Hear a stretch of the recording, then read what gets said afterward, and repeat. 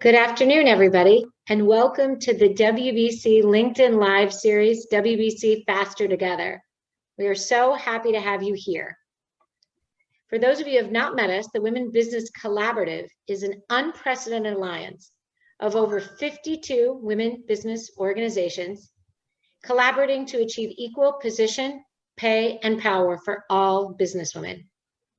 We are also the only business movement of tens of thousands of diverse professional women and men, business organizations, public and private companies, and the media, accelerating change through collaboration, advocacy, action, and accountability. To propel women forward, we have united more than 50 of the leading women business organizations, activating our vast network to achieve immediate and long-term results around 9 essential action initiatives. The first 3 focus on executive women's leadership in business, CEO leadership and sponsorship of women CEOs, women in the C-suite and executive leadership with P&L responsibility, and women in the boardroom. Our next 3 action initiatives focus on the underrepresentation of women in business. These are women entrepreneurs and access to capital, women in capital and finance, and women in technology. And our final 3 action initiatives are the issues that cut across all of these and are critical to equity for women in business: diversity, equity, inclusion, gender and pay parity, and women in the pipeline. Our work then focuses on ensuring more women CEOs in the C-suite and on boards, and demand for gender and pay parity, increasing access to institutional capital and capital for women entrepreneurs, driving more women as controllers of capital allocation, parity in underrepresented business sectors like technology, and leveraging learning and development to drive pipeline promotions. And as I said, interwoven across every initiative is our call for inclusivity, diversity, and equality for all women, women of color, the LGBTQIA community, and other disenfranchised women. Our movement and network is spearheaded by our partners, advisories and leadership councils, our board, and our staff, and we reach millions of business leaders across the United States and the globe. We are committed to diversity, and our councils and our board of directors include more than 30% people of color. And this power, the power of combining our collaborative approach with our women's movement, is already creating momentum and accelerating the pace of change for businesswomen. And this is what we're here to talk about today. We're going to hear today about how we're accelerating our progress against targets. And this is one of the issues that we're going to talk about at our 3rd annual summit. The Women Business Collaborative's 3rd annual summit is September 21st and 22nd. The title is Empowering Through Gender Parity and Diversity. And at this day and a half, we are going to talk about how we are achieving progress, how we are ensuring gender parity and diversity across all businesses. We will recognize 2 key groups at our summit. The first is 8 CEOs of some of the largest companies of the Fortune and Russell indexes that are leading the charge to advance diversity. These include BlackRock, State Street, Dow, Progressive, Walmart, Siemens, Procter & Gamble, and General Motors. And we will also honor trailblazers whose leadership and innovation have created new pathways to change for their communities and beyond. The trailblazers include the Secretary of Commerce, Gina Raimondo, the Sunda Brown Duckett, the CEO of TIAA, Magic Johnson of Magic Johnson Enterprises, Indra Nooy, the former CEO of Pepsi, Lily Ledbetter, activist and author, and Joey Ryman, founder and CEO of Brand New World Studios. In addition to these companies and trailblazers, you will also hear at the summit from our key partners, champions, and sponsors across industries and across sectors on how to best create equal position, pay, and power for all businesswomen. The topics include DE&I, how to build leadership across technology and healthcare industries, and how to build a movement. So what are we doing today? Today, we want to showcase the importance of setting targets and measuring impact. And in order to do this, we are joined today by Johanna Zeilstra, the CEO of GenderFair. GenderFair is a partner organization, and José also sits on the Women Business Collaborative Board. José, why don't you take a couple minutes and introduce yourself? Well, thank you, Gwen. Delighted to be here today. My background is really in strategy. I worked for 15 years at both PricewaterhouseCoopers and JP Morgan. mostly in strategy, but also in performance improvement, leadership development, and change management. And that was all before I joined GenderFair 4 years ago as CEO. And GenderFair independently rates companies across 16 metrics, which includes leadership on the board and in the executive suite and across all management, and any kind of leadership development programs that are in place. We look at employee policies that include pay equity assessments and pay parity, and we look at sexual harassment policies, paid family leave policies, any kind of flexible work arrangements. We also look at advertising and do companies break stereotypes when it comes to gender and inclusivity. We then look at diversity reporting and which companies are actually publicly providing data on their workforce composition. And lastly, we look at corporate social responsibility. And all this data is out in the public domain for publicly traded companies. We've been able to gather data on 5,500 companies, but we've been really focused on the consumer markets, and about 800 companies now, representing about 2,500 brands. And it's easy to search up through our website, as well as downloading an app to see which brands are gender fair, which means that any brand above 70 meets that standard. And the standard is not that high, but unfortunately only 10% of the companies that we've rated meet that standard.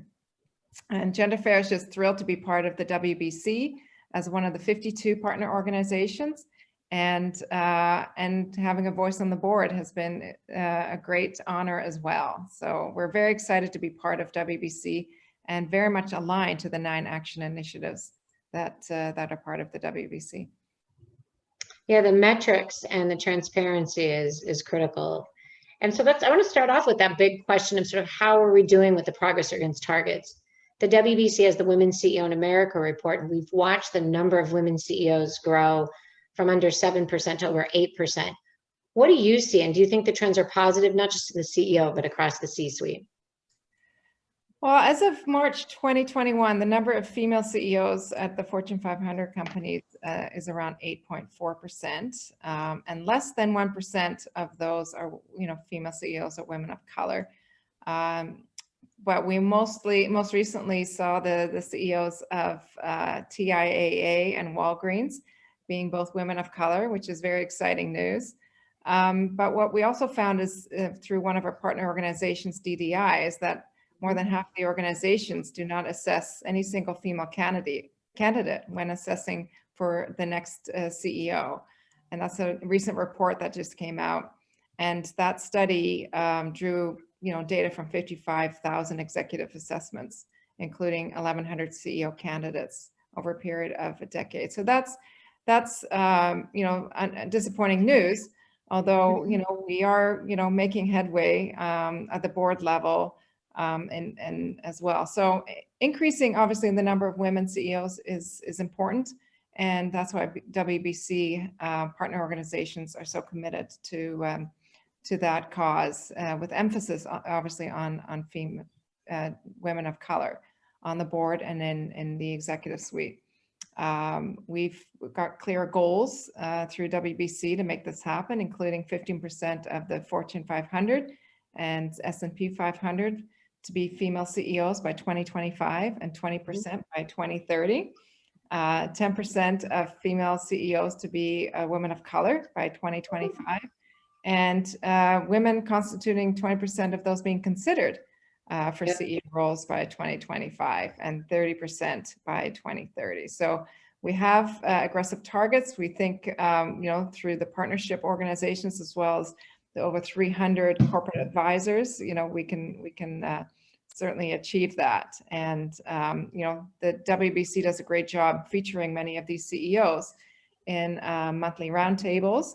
One coming up next week on July 21st. And then also, as you mentioned, the annual summit in September, where we're going to be giving awards to female CEOs, including Mary Barra from General Motors, and Tricia Griffith at Progressive Insurance, and Barbara Humpton at Siemens. But also you mentioned the trailblazer, Indra Nooyi from PepsiCo, who will be getting an award there. So she sits on the board of Amazon. So hopefully she's making some great strides at that organization as well. I know having a seat at every table, it's incredibly important. And we just are publishing our monthly report actually for Women on Board, showing that 44% of appointments to the boards of public companies in the month of June were women. And what's interesting is that over 50% of those are first time. And we've got about 30% of women self-reporting in terms of race and ethnicity. Wanted to talk a little bit about the role that kind of race and ethnicity plays in the transparency and the intersectionality. How important is that to companies, and what have you noticed in terms of both transparency and the emphasis on looking at diversity? Well, I think of the largest publicly traded companies, only 6.3% disclose their intersectional data on gender by race and diversity and ethnicity. Last December, asset manager BlackRock, who's also being recognized at the annual summit, they became one of the latest players to really push for more diversity and for companies to be more transparent around their diversity numbers. And we are seeing an upward trend, but it's still very slow. And I think part of that is that companies are afraid to disclose that kind of data to the public, even though they track it. They're just afraid to disclose it. Yet research, tells us that when they do disclose it, there's an increased level of trust, between, employees and not just trust, but employees are able to help drive, the improvement in those numbers through their networks. So I think it's a win-win. It's just, there's still a lot of fear in making those disclosures. We see some companies really taking the lead in this, like a Walmart, who actually publishes their workforce composition twice a year now, which I think is more frequent than any other company I've seen. And they do it by every single level and every single region, by gender. They've got historical data, also track promotions, and by gender and race. And I think they're truly setting the bar. There's many other companies, like IBM and others who do provide that data as well. But I think Walmart seems to be one that's sharing the most level of detail and more frequently. Absolutely, and it's really great that we're able to talk about this within the WBC and beyond, and see that data and really kind of look at it. And it's interesting when you talk about the D&I case and sort of the lag. I wonder, kind of what the business case is, right? As you said, we know employees are demanding it, investors are demanding it. It's definitely sort of on the public agenda. Can you talk a little bit more about kind of this business case? You mentioned trust, but also what's the business case for D&I and accountability?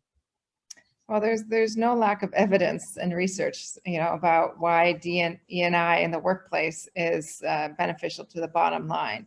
And although many companies recognize that and they pledge to do better, the results are not coming fast enough. But I do believe that, those companies who make DE&I as a strategic imperative are going to win, especially as we come out of this pandemic.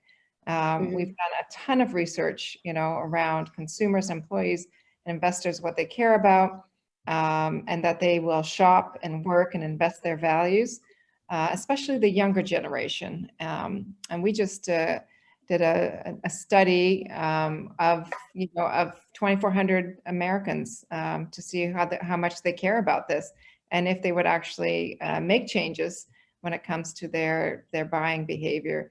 And young people, as I mentioned before, really strongly believe that the brands that they buy from meet the challenges facing humanity. It's not just gender and diversity, but it's all could be sustainability, and they're going to be rewarding those companies. They're going to be researching them and rewarding those companies through their buying behavior, or where they work. And some of the research and data that we have is that 44% will support companies and brands that have a purpose and making a difference in society. and the next gen employees are more motivated. To those that take positive action, 59% strongly agree that the more socially responsible company becomes, the more motivated they are to work there. And but they also will boycott brands if they feel that a company is not being responsible. And we hear some of those stories, maybe more often than those that where employees and shoppers are making a transition from one brand or another. We found that 7 in 10 find gender fairness practices by companies to be extremely important, men included. So it's not just women. And they, 3 in 5 would switch brands if they knew one was more committed to gender fairness.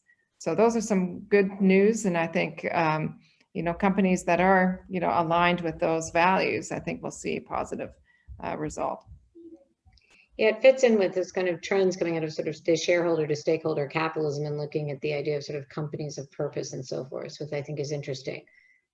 When, we in the WBC are working with a lot of companies and working with a lot of organizations who know the data and do this, what advice can you give to those companies or organizations in trying to better their own workplaces or finding the guidance? Like, where can they go to get the best practices or understand who they can kind of bring in to help them understand how to do this?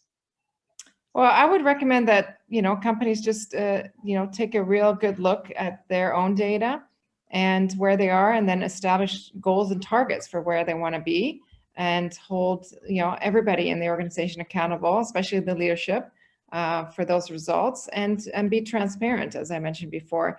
I do see that, it's probably easier to add a woman on the board than it is to really fill the pipeline for future executives. And that's where I think, companies have to make sure that their policies are in line to support working moms especially, but also, making sure that there's pay parity and that there's backup childcare or elder care, paid family leave I mentioned. So I think having those policies in place will help retain women and, and then, promote them and mentor and sponsor them. And I think WBC is just a really great place to access resources of the partner organizations that are dedicated to helping companies in some of these areas. For example, board consulting, recruitment services, succession planning, inclusion consulting, measurement consulting, and other things that really are going to help build a more inclusive workplace. And they've got, these partner organizations have proven methodologies and skills that have been established over time to really help companies improve. And I think we're really at a pivotal moment right now as we kind of get over this pandemic, hopefully sooner than later, that we can really get back on track and put the plans in place for a more equitable workforce. And so we really want to compete on a global basis. So I think there's a lot of room for improvement, but I think there's some key leaders that are really making the changes, and hopefully, others will follow. Absolutely. And I think that's where, as we close this out to the audience, we can say, the Women Business Collaborative, as José mentioned, we have over 52 of the partner organizations kind of working in this space with the data and the best practices. We have our resources for parity guide, which will show you, who does what. So I encourage you to visit our website to look at our targets and look at the impact. And I think what we are trying to say today is, come join our virtual summit, right? All of the information is on our website at WBCcollaborative.org. It's under our events tab. It's going to be virtual. So come one and come all. You're going to hear more about these targets. You're going to hear from these companies. You're going to hear from over 75 kind of the leading speakers and thought leaders in this area, so we can talk about these issues and how we can do it in the impact. José, is there anything you want to say about coming to join the summit, or as we close this out?